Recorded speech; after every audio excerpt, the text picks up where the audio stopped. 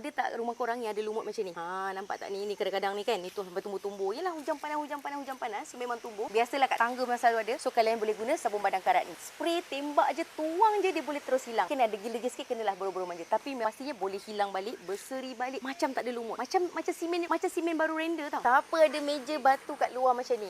Rumah Kak Ferry ada, dan kat sini sekarang ni Kak Ferry jumpa meja yang berlumut. Okey, dia berlumut macam ni. So meja berlumut ni sebenarnya kalian boleh bersihkan balik. Memang kadang-kadang kita tengok macam tak ada harapan, memang beginilah rupanya kan. Tapi tak, sebenarnya boleh dibersihkan balik. You all guna je sabun badang karat. Tuang je kalau macam ni outdoor kan, tak payah bancuh-bancuh. Ambil directly ya, tembak je dengan guna sabun badang karat ni, boleh bersih balik macam baru. Dia boleh jadi bersih macam yang asal. Warna-warna simen.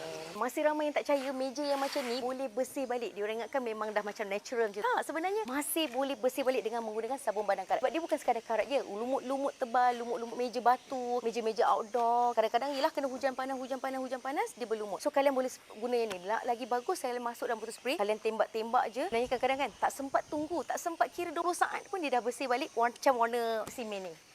Dia jadi macam ni balik. So kalian patut cuba untuk lumut-lumut macam ni boleh bersih balik. So petang-petang nak lepak ni kat sini, syok lah sikit kan. Sebab kita guna meja ni dah berseri-seri sebab menggunakan sabun badang karat ni.